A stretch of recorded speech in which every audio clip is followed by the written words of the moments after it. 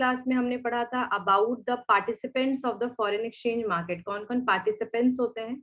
आज के क्लास में हम कवर करेंगे कि बेसिकली कौन कौन से मेथड्स जो हैं वो फॉरेन एक्सचेंज ट्रांजैक्शन को इफेक्ट करते हैं। What are the various methods which are affecting the foreign exchange market. Foreign exchange market को कौन कौन से ट्रांजैक्शन इफेक्ट करते हैं, ठीक है। कितने तरीके से ट्रांजैक्शन होता है, 2। और तीसरा जो प्रैक्टिकल क्वेश्चंस हैं, in next class we are going to complete all the practical questions and today we are going to study about the FEMA, foreign exchange management act, FEMA 1999। तो इन सब के बारे में हम आज पढ़ेंगे। तो सबसे पहले methods of affecting the international payments, कौन कौन से मेथड्स हैं जो इंटरनेशनल पेमेंट्स को इफेक्ट करते हैं। तो ट्रांसफर का मतलब क्या है बेसिकली कि जब आप मनी ट्रांसफर कर रहे हैं, ठीक है, एक कंट्री में एक बैंक से दूसरे कंट्री के या another part of the world से वर्ल्ड को by mean of electronic media, electronic way में जब आप मनी को ट्रांसफर करते हैं एक कंट्री से दूसरे कंट्री, एक बैंक से दूसरे बैंक, ठीक है, नेफ्ट हो, आरटीजीएस हो, इलेक्ट्रॉनिक वे ऑफ ट्रांसफरिंग जो हम लोग यूज करते हैं ना, नेफ्ट एनईएफटी होता है, फिर आपका आरटीजीएस वगैरह किया जाता है, तो इसको हम कहते हैं ट्रांसफर। तो ट्रांसफर, पहला तो ट्रांसफर इफेक्ट करता है, ठीक है, मेथड्स इफेक्ट करता है इंटरनेशनल पेमेंट्स को, ठीक है, ऑफ पेमेंट्स होते हैं उनको ये इफेक्ट करता है।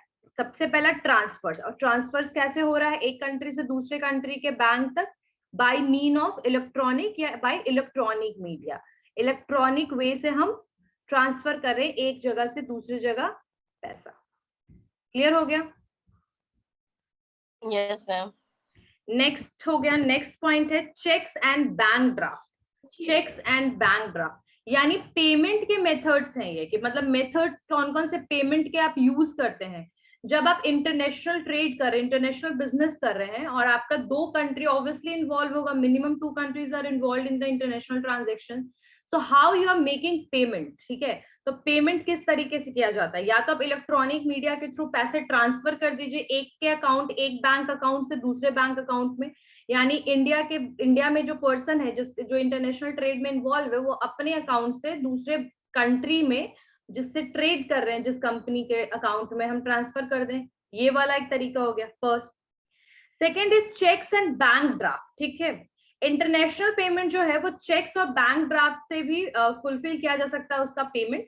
और इसमें क्या है, बैंक ड्राफ्ट जो है वो एक इसमें सिचुएशन क्या होता है कि आप मैं एक कंपनी हूं, मैंने प्रोडक्ट जो है वो इंपोर्ट करवाया, ठीक है, जब मैंने प्रोडक्ट इंपोर्ट कराया तो पेमेंट किसको करना है, मुझे करना है पेमेंट, ठीक है, और किसको पेमेंट करना है, दूसरे कंट्री में, मतलब यूएस में कोई कंपनी है उसको करना है, ठीक है, उनको क्या करना है, मुझे पेमेंट करना है। अब मैं क्या करूंगी, मैं एक चेक ड्रॉ करूंगी अपने पर्सनल अकाउंट से, ठीक है, और उसके बाद बेसिकली मैं क्या करूंगी, उस वहां तक बेसिकली मैं सेंड कर सकती हूँ, यानी यहाँ से चेक जो है मैं दूसरे कंट्री में फॉरवर्ड कर दूंगी। क्लियर है? खैर उन्होंने फॉरवर्ड का वे नहीं बताया है, but physical mean he possible है इसमें, क्योंकि चेक का एक रूल क्या होता है कि चेक जो है ना वो फोटो स्टैट या फिर फोटो कॉपी नहीं चलता है, चेक हमेशा ओरिजिनल होना चाहिए। यानी अगर आपका चेक बुक है तो चेक आप फाड़ के उसमें जो आप लिखिएगा वो आपका एक कह सकते हैं चेक होता है, फोटो स्टैट करा के अमाउंट भरने से वो चेक कैंसिल हो जाता है, कैंसिल, ठीक है। तो यहाँ पर आप चेक के थ्रू भी पेमेंट कर सकते हैं, ठीक है, इंटरनेशनल पेमेंट जो है वो चेक के थ्रू भी हो सकता है। और बैंक ड्राफ्ट को हम डिमांड ड्राफ्ट भी कहते हैं। उसमें क्या होता है कि मैं जिसको मुझे पेमेंट करना है, जैसे मान लो कि कोई कंपनी ए है इन यूएस, तो उसके नाम पे बेसिकली मैं क्या करूंगी, उसके नाम के में मैं डिमांड ड्राफ्ट बना दूंगी और मैं उसको भी ट्रांसफर कर सकती हूँ। डीडी सुना होगा आपने, बैंक ड्राफ्ट डिमांड ड्राफ्ट वही है बेसिकली, ठीक है। Yes, डीडी जो होता है वो एक तरीके से आप देखना चेक की तरह ही होता है, लेकिन उसको आपको बैंक से बनवाना होता है। लाइक चेकबुक क्या होता है कि आपके पास चेकबुक आ गया, जैसे आपने अकाउंट ओपन कराया और चेकबुक में आपने अपनी मर्जी से अमाउंट फिल किया और अपना साइन किया और एक मतलब नंबर्स डाले और उसको वर्ड्स में लिख के आपने दे दिया। बैंक ड्राफ्ट जो होता है दैट उसमें मीडिएटर कौन होता है, आपका बैंक होता है। बैंक आपके लिए डिमांड ड्राफ्ट बनाएगा और जिसके नाम पे आपको बनवाना है उसका नाम मेंशन होना चाहिए, ठीक है। उसी पर्टिकुलर के अकाउंट में ही वो पैसा जाएगा और किसी तीसरे चौथे के अकाउंट में पैसा नहीं जाएगा। क्लियर है? तो ये आप चेक्स और बैंक ड्राफ्ट के थ्रू भी पेमेंट कर सकते हैं। किसको? इंटरनेशनल ट्रेडिंग में आप उसके भी थ्रू पेमेंट कर सकते हैं। ठीक है, नेक्स्ट है फॉरेन बिल ऑफ एक्सचेंज। अब फॉरेन बिल ऑफ एक्सचेंज क्या होता है, ध्यान से सुनिएगा, एक minute. Foreign bill of exchange क्या होता है, ध्यान से सुनिएगा। बिल ऑफ एक्सचेंज एक्चुअली एक प्रोमिशनरी नोट भी कहते हैं हम उसको। उसमें क्या होगा, जैसे दो पार्टी है, एक मिनट मैं शेयर कर रही हूँ स्क्रीन।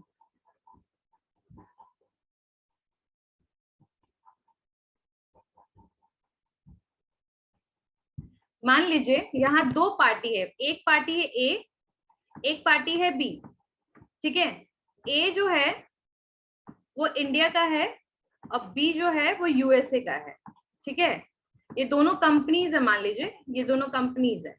ठीक है, company A and company B, company A and company B. ठीक है, अब कंपनी ए ने क्या किया है कि इंपोर्ट करा है, यानी इंडिया में कुछ इंपोर्ट हुआ है और एक्सपोर्टर कौन है, बी।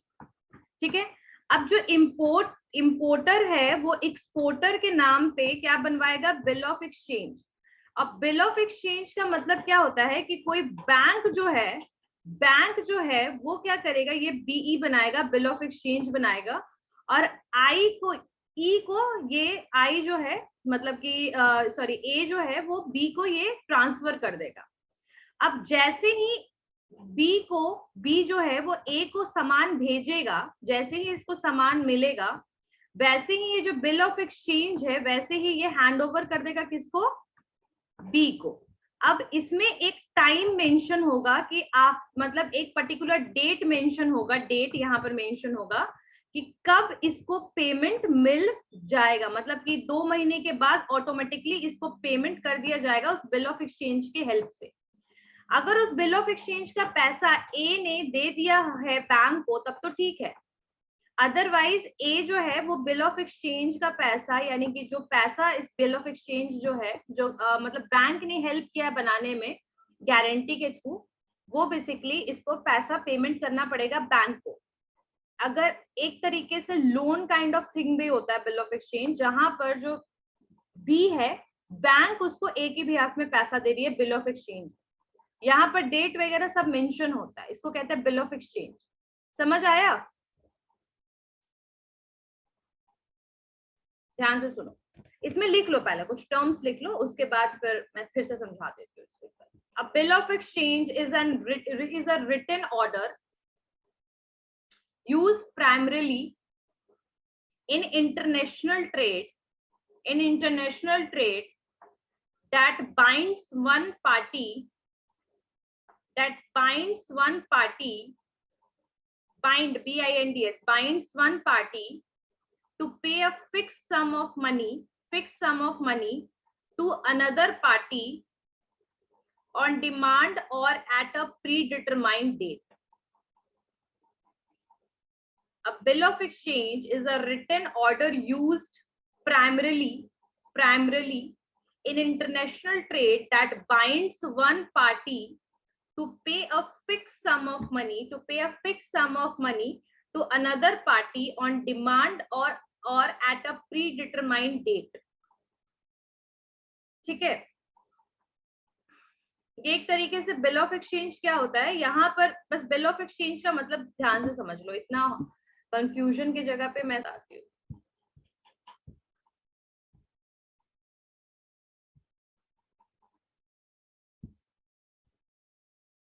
ए है, बी है, ए जो है ये कौन है, ये इंपोर्टर है, बी एक्सपोर्टर है।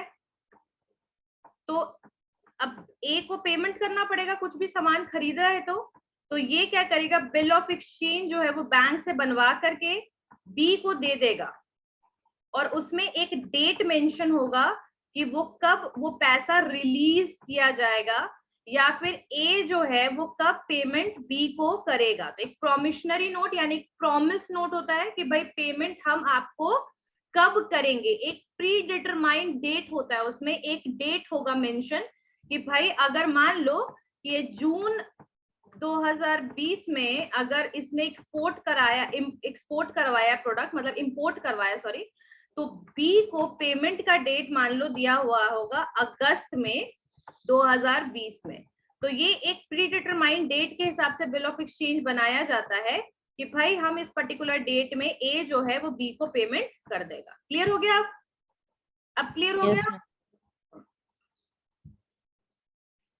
ठीक है, तो बिल ऑफ एक्सचेंज क्या है? आपका एक बिल ऑफ एक्सचेंज भी तरीका है, ठीक है। एक अनकंडीशनल एक ऑर्डर होता है एक राइटिंग वे में, जहां पर एक पर्सन दूसरे पर्सन को एड्रेस करता है, जहां पर एक एक्सपोर्टर और इंपोर्टर दोनों दो पर्सन है, तो इंपोर्टर एड्रेस कर रहा है एक्सपोर्टर को, ठीक है। अब उसको एक सर्टेन पे जो है, एक सर्टेन अमाउंट देना है एक स्पेसिफाइड डेट में। बस एक चीज याद रखना है कि स्पेसिफाइड डेट में एक पेमेंट जो है वो इंपोर्टर एक्सपोर्टर को करता है। एक प्री डिटरमाइंड डेट होता है, या फिर उसको जब डिमांड होगा उस हिसाब से भी चेंज कई बार करना पड़ता है बिल ऑफ एक्सचेंज, लेकिन दोनों पार्टी पहले ही डिसाइड कर लेती है। और ए जो है मतलब जो इंपोर्टर है उसने पहले बी को बोल दिया एक्सपोर्टर को कि भाई हम आपको 2 महीने बाद पेमेंट करेंगे, और उसके लिए एक एविडेंस के लिए बिल ऑफ एक्सचेंज किसको दे देती है? वो एक्सपोर्टर को, ताकि कल को वो पैसा जो है बिल ऑफ एक्सचेंज जो है उसके हेल्प से वो पैसा ले सके, किससे? ए से, ठीक है। कई बार बिल ऑफ एक्सचेंज का पेमेंट जो है ना बैंक भी कर देती है, लाइक बैंक कर देगी और बाद में इंपोर्टर जो है वो बैंक को देगा पैसा, ये भी होता है। बिल ऑफ एक्सचेंज को भी यूज किया जाता है बैंक में भी, लेकिन इसमें मेंशन नहीं है और आप लोग कंफ्यूज हो रहे थे इसलिए मैंने वो पॉइंट हटा दिया। चलिए नेक्स्ट पॉइंट में आइए, नेक्स्ट लिखिए cash in advance. Cash in advance भी एक पेमेंट मेथड है इंटरनेशनल ट्रेड में। अब कैश इन एडवांस का क्या रूल है, ध्यान से सुनिएगा। कैश इन एडवांस मतलब इसमें जो पेमेंट टर्म होता है, यहाँ पर जो एक्सपोर्टर है, ठीक है, वो क्रेडिट रिस्क को अवॉइड करने के लिए पहले ही पेमेंट मांगता है, किससे?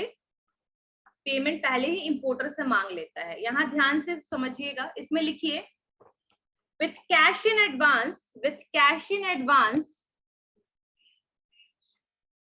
with cash in advance, an exporter can avoid credit risk, an exporter can avoid credit risk because payment is received before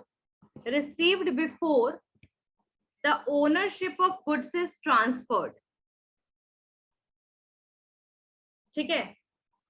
because payment is received before the ownership of goods is transferred, before the ownership of goods is transferred,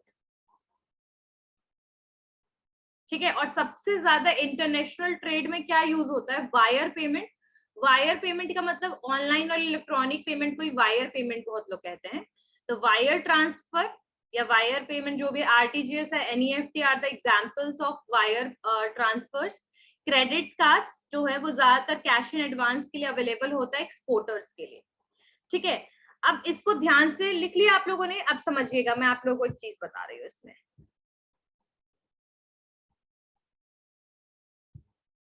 मान लो कि यहाँ ए है और B, ठीक है। अब ए जो है वो इंपोर्टर है, अब बी जो है वो एक्सपोर्टर है, जो पहले चल रहा था आपके। अब जो बी है ये क्रेडिट रिस्क लेना नहीं चाहता है, यानी कि मान लो कि कल को इसने इसको सामान दे दिया और इसको पेमेंट नहीं मिला, तो ऐसा रिस्क जोन में बी नहीं फंसना चाहता है, तो इसीलिए ये कैश इन एडवांस मांगेगा। कैश इन एडवांस, जब इसको कैश इन एडवांस मिलेगा यानी इसको पेमेंट पहले ही मिल जाएगा, ये प्रोडक्ट को ट्रांसफर नहीं कर रहा है, यानी जो प्रोडक्ट का ओनरशिप है अभी ए तक पहुंचा भी नहीं है, उससे पहले ही इसने पेमेंट मांग लिया, because he don't want to be in credit risk situation. That is known as cash in advance, यानी पेमेंट जो एक्सपोर्टर को चाहिए वो पहले ही चाहिए। तो इंपोर्टर जो है वो गुड रिसीव करने से पहले ही, प्रोडक्ट को रिसीव करने से पहले ही बी को पेमेंट कर देगी। यानी एडवांस का मतलब क्या होता है? पहले देना, तो पहले दे देगी, तो इसको हम कहते हैं कैश इन एडवांस। समझ में आया? समझ में आ गया? समझ में आया? yes ma'am। बोल ही नहीं रहे तुम लोग। नेक्स्ट लिखिए letters of credit, letters of credit, letters of credit, इसमें लिखिए a letter of credit is a commitment, a letter of credit is a commitment, a letter of credit is a commitment, a letter of credit is a commitment by a bank on behalf of the buyer, by a bank on a behalf of the buyer, that payment will be made to the exporter, and letter of credit is a commitment by a bank on behalf of the buyer, that payment will be made to the exporter, that payment will be made to the exporter,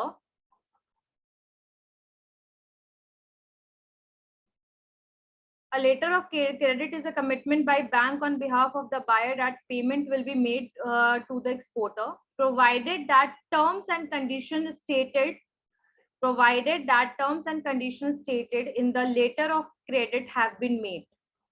Letter of credit have been made. लिख लिया letter of credit have been made, MET, made, as verified through the presentation of all required document, as verified through the presentation of all required document.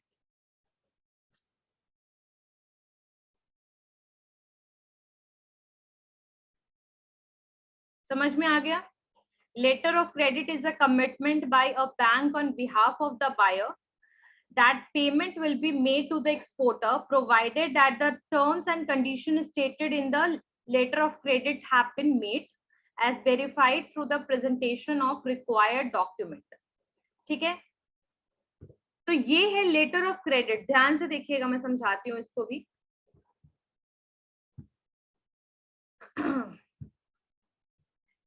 यहाँ पर दो company X, Y, ठीक है. X जो है importer है, Y जो है एक्सपोर्टर. तब यहाँ पर जो X है इसको पेमेंट करना पड़ेगा ऑब्वियसली. तो अब इस केस में बैंक का हेल्प लेके X जो है वो लेटर ऑफ क्रेडिट बनवा लेगा, LC बनवा लेगा, लेटर ऑफ क्रेडिट. जब लेटर ऑफ क्रेडिट बन गया, यानी कि X की गारंटी Y को कौन दे रहा है? बैंक. क्योंकि लेटर ऑफ क्रेडिट जो है वो बैंक की गारंटी की तरह होती है, पर लेटर ऑफ क्रेडिट डायरेक्ट नहीं बनेगा. X जो है उसका वहां पर अकाउंट होना चाहिए. पहली चीज, X का अकाउंट होना चाहिए. सेकेंड चीज, सारे वेरीफाइड डॉक्यूमेंट X को देने पड़ेंगे बैंक को, तब जाके लेटर ऑफ क्रेडिट बना करके वो Y तक ट्रांसफर कर सकता है. तो letter of credit is a kind of commitment है, एक तरीके का प्रॉमिस है जो बैंक कर रहा है एक्सपोर्टर को, और वो किसके बिहाफ में प्रॉमिस कर रहा है? इंपोर्टर के बिहाफ में. तो इसको कहते हैं लेटर ऑफ क्रेडिट. ठीक है, ये किसके बिहाफ में किया जा रहा है? ये X के बिहाफ में बैंक कर रहा है Y को. क्लियर है? तो ये होता है लेटर ऑफ क्रेडिट. क्लियर हो गया सबको? Yes ma'am. समझ में आया? सब में डिफरेंस आ रहा है समझ में? कैश इन एडवांस यानी पहले ही कैश देना है. बिल ऑफ एक्सचेंज एक प्रोमिशनरी नोट की तरह है जो बेसिकली इंपोर्टर एक्सपोर्टर को देता है, और एक उसमें एक डेट लिखा होता है, मेंशन किया हुआ होता है डेट, कि भाई इस पर्टिकुलर डेट तक आपके पास पेमेंट पहुंच जाएगी. तो उसको कहता है bill of exchange. Letter of credit जहां बैंक जो है वो एक इंपोर्टर की गारंटी दे रहा है एक्सपोर्टर को, यानी पेमेंट जो है वो बैंक करेगा किसके बदले में? इंपोर्टर के बदले में. लेकिन इंपोर्टर को ये सुविधा तभी मिलेगी जब उसका अकाउंट उस पर्टिकुलर बैंक में होगा, और उसके अलावा जो सारे डॉक्यूमेंट्स जो है वो डिपॉजिट करने पड़ेंगे. क्लियर है? तो इसको हम कहते हैं लेटर ऑफ क्रेडिट. टर्म था जो मैं आप लोगों को नहीं बता पाई, वो मैं आपको भी बता रही हूँ. लेटर ऑफ क्रेडिट जो है एक तरीके से सिर्फ Y को प्रोटेक्ट नहीं कर रहा है कि Y को पेमेंट नहीं मिल रहा है, ये प्रोटेक्ट X को भी करेगा तब तक, क्योंकि X को जब तक गुड्स नहीं मिल जाता, यानी गुड्स जब तक जो ट्रांसफर Y जो है वो गुड X तक नहीं पहुंचाता, तब तक ये लेटर ऑफ क्रेडिट जो है वो यूज नहीं कर सकता. यानी पेमेंट को विथड्रॉ Y तब तक नहीं कर सकता जब तक गुड्स X तक नहीं पहुंचता. तो एक तरीके से बायर को भी ये क्या कर रहा है, प्रोटेक्ट कर रहा है। कल को मान लो कि लेटर ऑफ क्रेडिट के हेल्प से वाई ने पेमेंट ले लिया और एक्स तक प्रोडक्ट पहुंचा ही नहीं, तो इसीलिए बैंक क्या करती है कि जब तक वो पहले एक्स से कंफर्म करेगी कि दे रिसीव द गुड्स, और जो उसके प्रोडक्ट्स हैं, जो उसके बोल सकते हैं ना, जो प्रोडक्ट्स वगैरह जो उन्होंने ट्रांसफर करवाए, जब तक एक्स को नहीं मिलेगा तब तक लेटर ऑफ क्रेडिट के थ्रू बैंक पेमेंट वाई को नहीं करेगी। तो यहाँ पर दोनों को एक तरीके से प्रोटेक्शन दिया जा रहा है कि कल को अगर एक्स को गुड मिल गया और वाई को पेमेंट नहीं हुआ तो उसके बिहाफ में बैंक पेमेंट कर देगी, और अगर मान लो वाई ने एक्स को ट्रांसफर नहीं किया गुड्स तो बैंक जो है वाई को पेमेंट करेगी ही नहीं। तो they are, letter of credit is a secure instrument, एक सिक्योर इंस्ट्रूमेंट है जो बायर एंड सेलर दोनों को ही प्रोटेक्ट करती है। क्लियर हो गया? Yes ma'am. चलिए आगे बढ़ते हैं। लिखिए documentary collections, documentary collections, documentary collection. इसमें लिखिए 3-4 पॉइंट्स लिखिए इसमें, फिर मैं इसको इलैबोरेट करती हूँ।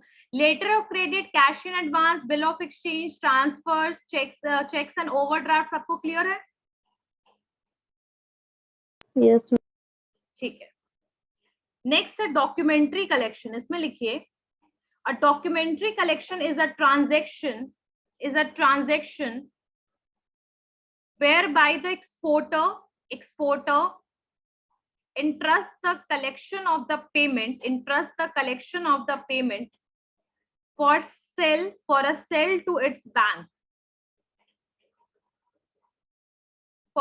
to its bank, A documentary collection is a transaction whereby the exporter entrusts the collection of payment for a sale to its bank, which send the document that its buyer need to the importer's bank, remitting bank जहां से basically एक remitting है और एक collecting bank, मतलब एक जगह से जा रहा है और दूसरा कलेक्ट कर रहा है। with instruction to release the documents to the buyer for payment.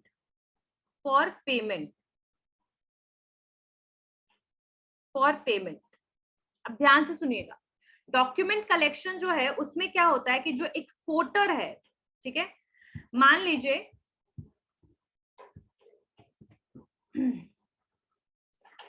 जो एक्स और वाई है,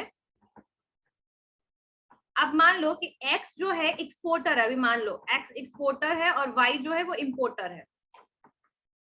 अब यहाँ पर इसका भी बैंक है, इसका भी कंट्री में बैंक है। अब ये जो एक्सपोर्टर है उसको सारे रिक्वायर्ड डॉक्यूमेंट जो भी प्रोडक्ट और गुड्स ट्रांसफर करने के लिए चाहिए वो बैंक में वो डिपॉजिट कराएगा, और बैंक ही आपस में इस बैंक के साथ डील करेगा, इंपोर्टर के बैंक के साथ। क्यों डील करेगा? क्योंकि वाई को पेमेंट करना है एक्स को। तो बेसिकली एक डॉक्यूमेंट रिक्वायरमेंट जितना भी होगा कि भाई इसने इतना, एक बोल सकते हैं एविडेंस, एक वेरिफिकेशन के लिए एक्स को अपने सारे एक्सपोर्ट के डॉक्यूमेंट्स जो हैं वो बी को देने हैं, और बी मतलब बैंक को देने हैं, और एक कंट्री का जो बैंक एक्सपोर्टर जो है ये बैंक जो है मतलब एक्सपोर्टर का जो बैंक है उससे इंपोर्टर का बैंक तक ट्रांसफर करना है। यानी कि जो वाई है उसको पेमेंट करना है ना, मान लो कि करोड़ में पेमेंट है, तो भाई बैंक तो इंटरेस्टेड होगा ना कि वाई किसको पेमेंट करना चाह रहा है और क्यों कर रहा है। तो इसके लिए ये सारे वाई को डॉक्यूमेंट की जरूरत पड़ेगी, किसकी? एक्सपोर्टर की डॉक्यूमेंट्स की। अब एक्सपोर्टर अपने डॉक्यूमेंट को अपने कंट्री के बैंक में देगा, रेमिटिंग बैंक में, और यहाँ पर जो इंपोर्टर का बैंक है उसको कलेक्ट कर लेगा, और उसके बाद फिर ट्रांजैक्शन करने में वाई को एक्स तक हेल्प करेगा। तो यहाँ एक शॉर्ट में डॉक्यूमेंट रिक्वायरमेंट जो होती है पेमेंट्स के लिए, ट्रांसफर ऑफ पेमेंट्स के लिए इन इंटरनेशनल ट्रेड, वो बहुत जरूरी होता है कि एक्सपोर्टर को अपने सारे document as well as importers को अपने डॉक्यूमेंट्स जो भी उनके बीच की ट्रांजैक्शन है उसको बैंक में डिपॉजिट कराना है जब there is an international trade. तो इसको हम कहते हैं डॉक्यूमेंट कलेक्शन। और इसके 2-4 जो लाइंस मैंने लिखवा है उससे साफ पता लग रहा है कि डॉक्यूमेंट कलेक्शन जो है एक तरीके का ट्रांजैक्शन है जहां पर एक्सपोर्टर जो है कलेक्शन करने के लिए पेमेंट यानी पैसा लेने के लिए, किस चीज का पैसा लेने के लिए, जो उसने प्रोडक्ट सेल किया है उसके लिए उसे अपने बैंक में सारे डॉक्यूमेंट सेंड करने हैं। और बायर जो है, अब बायर को और उसके इंपोर्टर्स के बैंक को, यानी कि बायर्स एंड बायर ही जो है इंपोर्टर है, मतलब वही सामान खरीद रहा है, उसके बैंक को जो कलेक्ट करेंगे सारे डॉक्यूमेंट और फिर इंस्ट्रक्शन के हिसाब से वो डॉक्यूमेंट वगैरह देखेंगे एंड उसके बाद पेमेंट रिलीज करने में इंपोर्टर का बैंक जो है हेल्प करेगा वाई को यानी इंपोर्टर को। समझ में आया? समझ में आया? Yes. क्लियर हो गया? किसी को कोई डाउट है? पढ़ते हैं। तो ये सारे बेसिकली आपके तरीके थे, ये सारे वेज थे किस चीज के, आपके जो मेथड्स का, आपके पेमेंट मेथड्स को बेसिकली इफेक्ट करते हैं। तो वो कौन कौन से थे? ट्रांसफर थे, ट्रांसफर्स जो हम पेमेंट ट्रांसफर करते हैं डायरेक्टली इलेक्ट्रॉनिक मीडिया का यूज करते हैं। हमारे पास इलेक्ट्रॉनिक मीडिया आजकल तो कितने सारे एप्स भी आ गए हैं, फोन पे, गूगल पे, अब तो गूगल पे के थ्रू भी पेमेंट्स होने लगे हैं। तो like we are using they are using the electronic media, ठीक है, इलेक्ट्रॉनिक मीडियम के थ्रू पेमेंट करें ट्रांसफर। दूसरे वो उनको चेक दे रहे हैं और चेक किसके नाम पे बनता है? जिसको आपको पेमेंट करना है और उसके नीचे आप क्या करते हैं? साइन करते हैं। या फिर बैंक ओवरड्राफ्ट जिसको हम डिमांड ड्राफ्ट भी कहते हैं, और वो हम कहाँ से बनवाते हैं? बैंक से बनवाते हैं। और वो प्रिंटेड फॉर्म में होता है, यानी कि वो एकदम जैसे आप प्रिंट निकलवाते हो तो कैसा होता है वैसे ही वो प्रिंटेड फॉर्म में निकलता है डिमांड ड्राफ्ट। जिसको पेमेंट करना है उसी के नाम पे बनेगा। आप उसको कैंसिल वैंसिल आप कर, जब तक आपके पास है तब तक आप उसको फाड़ सकते हो। That is the only reason of cancelling that thing, demand draft. और नेक्स्ट आपका आया लेटर ऑफ, एक तो आपका आया cash in advance. Bill of exchange क्या होता है? बिल ऑफ एक्सचेंज भी एक इंपोर्टर एक्सपोर्टर को देता है कि इस पर्टिकुलर डेट में मैं आपको पेमेंट करूंगा, एक तरीके से प्रॉमिस नोट होता है, ठीक है। नेक्स्ट था letter of credit. Letter of credit का मतलब क्या होता है? जहां बैंक जो है इंपोर्टर के बिहाफ में एक्सपोर्टर को पेमेंट देगी, लेकिन जब तक एक्सपोर्टर गुड्स को इंपोर्टर तक नहीं पहुंचाता है तब तक वो पैसा उसको रिलीज नहीं करेगी। यानी यहाँ दोनों को प्रोटेक्ट करिए, बायर एंड सेलर दोनों को। उसके अलावा था cash in advance. Cash in advance का केस तब आता है जब कोई दो कंपनी बिल्कुल स्ट्रेंज हो, स्ट्रेंज वाला कंडीशन आ जाए, या फिर ऐसा सिचुएशन है जहां पर रिस्क लेने के लिए एक्सपोर्टर रेडी नहीं है कि मैं गुड्स और कंसाइनमेंट्स भेजने के बाद वो मुझे ना मिले पैसे। तो ऐसे केस में कैश इन एडवांस यानी पेमेंट जो है वो पहले ही ले लेती है, इवन गुड्स को भेजने से पहले ले लेती है। कौन? एक्सपोर्टर, एक्सपोर्टर कंपनी जो है, तो उसको कहते हैं cash in advance. Document collection क्या होता है? जहां पर आपके दो एक्सपोर्टर इंपोर्टर के जो बैंक्स हैं, इंपोर्टर के बैंक को सारे डॉक्यूमेंट्स चाहिए होते हैं एक्सपोर्टर के, तो इसीलिए एक्सपोर्टर सारे डॉक्यूमेंट बैंक तक पहुंचाता है और बैंक जो है वो दूसरे कंट्री के बैंक तक सारे डॉक्यूमेंट पास ऑन करेगी और फिर जाके इंपोर्टर एक्सपोर्टर को पेमेंट कर सकता है। उसको कहते हैं डॉक्यूमेंट्री कलेक्शन, ठीक है। और अभी इसके अलावा कुछ छूटा तो नहीं है? चलिए अब हम आगे बढ़ते हैं और हम नेक्स्ट टॉपिक करते हैं, that is transactions in the foreign exchange market। transactions in the foreign exchange market, कौन कौन तरीके से ट्रांजैक्शन होता है foreign exchange market? Last class में लवली करवाया था ना, ये शायद कुछ लिखवाए थे पॉइंट्स। लास्ट क्लास में किए थे। लास्ट क्लास में किसी सुरभि ने शायद लिखे होंगे पॉइंट्स, आई गेस। चलिए लास्ट क्लास में ट्रांजैक्शंस होते हैं, जो फॉरेन एक्सचेंज ट्रांजैक्शन होते हैं 5 टाइप से होते हैं। एक होता है स्पॉट ट्रांजैक्शन, दूसरा होता है forward transaction, FORWARD, forward transaction. Third होता है फ्यूचर ट्रांजैक्शन, और आपका फोर्थ होता है swap transaction, SWAP, swap transaction. और फिफ्थ होता है ऑप्शन ट्रांजैक्शन। तो ये टाइप्स ऑफ ट्रांजैक्शंस है। और सबसे पहले लिखिए स्पॉट ट्रांजैक्शन क्या होता है। तो स्पॉट ट्रांजैक्शन क्या है कि when the buyer and seller of the different currencies settle their payment within 2 days of the deal, यानी कि जहां पर बायर और सेलर है अपना करेंसी का सेटलमेंट 2 दिन में ही करा ले, यानी एक बायर और एक सेलर है और सेटलमेंट अपने डील का कितने दिन में करा रहा है, तुरंत करा रहा है 2 दिनों में, तो इसको कहते हैं एट द स्पॉट जो काम हो रहा है, यानी तुरंत एक उसी जगह पे तुरंत एट द टाइम जो पेमेंट हो रहा है 2 दिन के विद इन, उसको हम कहते हैं स्पॉट ट्रांजेक्शन। तो इसमें लिखिए the spot transaction is when the buyer and the seller, spot transaction, पहले तो सारे लोग कैमरा ऑन करके बैठो, तो Sunny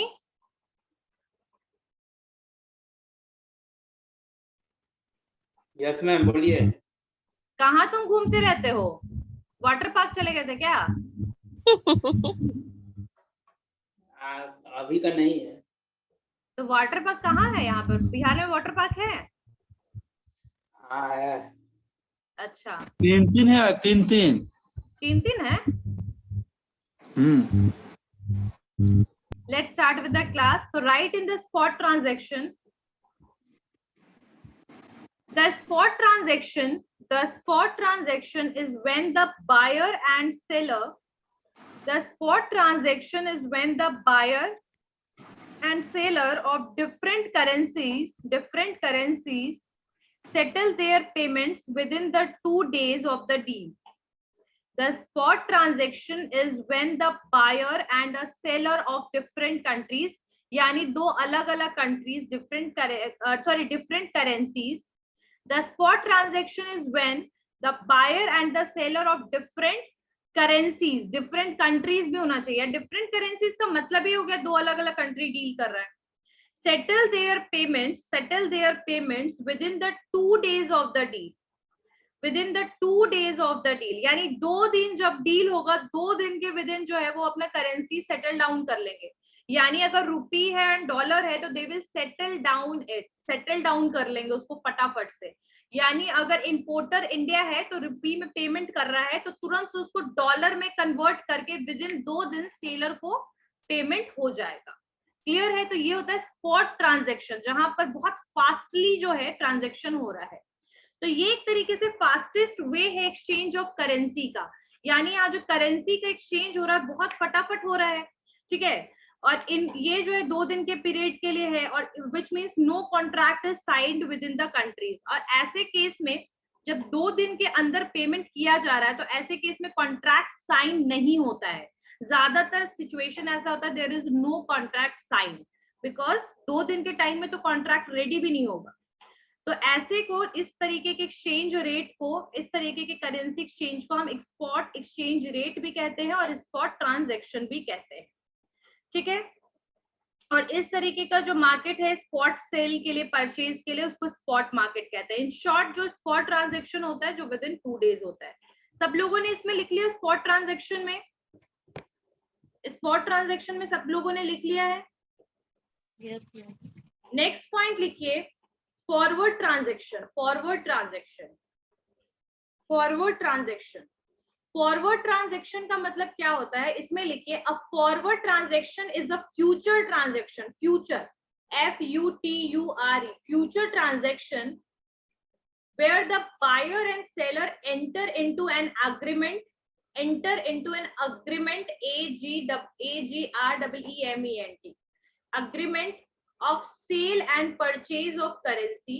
A forward transaction is a future transaction where the buyer and seller enter into an agreement.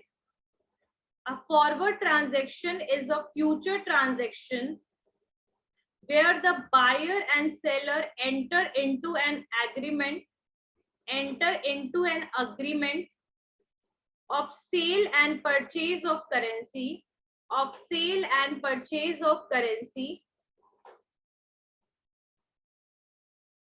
A forward transaction is a future transaction where the buyer and seller enter into an agreement of sale and purchase of currency. After 90 days of the deal, at a fixed exchange rate,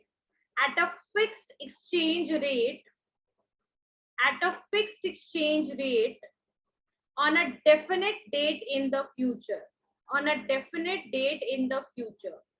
After 90 days of the deal, at a fixed exchange rate on a definite date in the future. ठीक है, in a definite date in the future, यानी कि जहां spot transaction में जैसी deal हुआ 2 दिन के अंडर में ही क्या हुआ, करेंसीज जो है सेटल डाउन हो गया, यानी करेंसी एक्सचेंज हो गया और तुरंत से उसको सेटल डाउन कर दिया गया। वहीं यहाँ पर फॉरवर्ड ट्रांजैक्शन का मतलब क्या है, फ्यूचर ट्रांजैक्शन, जिसमें जो अमाउंट जो है उसके लिए, यानी जो बेसिकली 2 कंपनीज या 2 कंट्रीज जो डील कर रही है उसके लिए पहले अग्रीमेंट बनेगा। उस अग्रीमेंट में लिखा होगा कि 90 डेज के बाद, जैसी डील होता है उसके 90 डेज के बाद क्या होगा, पेमेंट किया जाएगा। क्या किया जाएगा, पेमेंट किया जाएगा, यानी 90 दिन का समय लिया जाएगा, अप्रॉक्स 3 मंथ का टाइम लिया जाएगा पेमेंट को करने के लिए। एक फ्यूचर डेट मेंशन होगा कि इस डेट को 90 दिन के अराउंड, मतलब after 90 days of the deal, मतलब डील के 90 दिन के बाद ही क्या होगा, आपका एक फिक्स्ड एक्सचेंज रेट के साथ पेमेंट किया जाएगा, यानी कि जो फ्लेक्सिबल एक्सचेंज रेट नहीं होगा, जो अग्रीमेंट में फिक्स्ड एक्सचेंज रेट हमने यूज किया है उसके थ्रू एक्सचेंज होगा, तो उसको हम कहते हैं फॉरवर्ड ट्रांजैक्शन। नेक्स्ट देखिए फ्यूचर ट्रांजैक्शन, ये वही फॉरवर्ड ट्रांजैक्शन ही की तरह होता है, ज्यादा डिफरेंस नहीं है। यहाँ पर वही होगा आपका कि जो क्लाइंट अगर कस्टमाइज करना चाहता है यानी बदलाव लाना चाहता है, तो यहाँ पर फ्यूचर कॉन्ट्रैक्ट जो है उसमें ऐसा बेसिकली कुछ चेंजेस वगैरह आता है, सेम ही है फॉरवर्ड और फ्यूचर ट्रांजैक्शन, ठीक है, इसमें कोई ज्यादा डिफरेंस नहीं है। नेक्स्ट लिखिए स्वैप ट्रांजैक्शन। स्वैप ट्रांजैक्शन क्या होता है, तो नेक्स्ट क्लास में हम लोग स्वैप, ऑप्शन ट्रांजैक्शन और फ्यूचर ट्रांजैक्शन में थोड़ा सा बेसिक जो डिफरेंस है, ऐसे ज्यादा डिफरेंस नहीं है, उसको हम कर लेंगे। और उसके बाद फेरा फेमा पढ़ना है और एक प्रैक्टिकल गिवन है, वो प्रैक्टिकल क्वेश्चंस भी कवर करना है।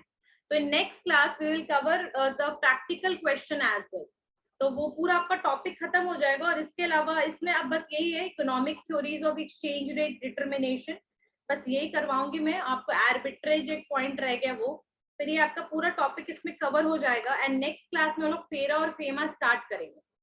पहले तो फेमा ही करेंगे क्योंकि फेरा के बारे में कुछ दिया नहीं, थोड़ा बहुत फेरा के बारे में बता दूंगी। Foreign exchange regulation act and foreign exchange management act जो 1999 में आया, तो उसके बारे में आपको थोड़ा सा बता दूंगी नेक्स्ट क्लास में। फेरा के बारे में, फेमा तो डिटेल्ड पढ़ना है। किसी को कुछ डाउट है जो समझ नहीं आया, और टाइप्स ऑफ ट्रांजैक्शंस मेथड जो इफेक्ट करता है, किसी को कोई डाउट इसमें?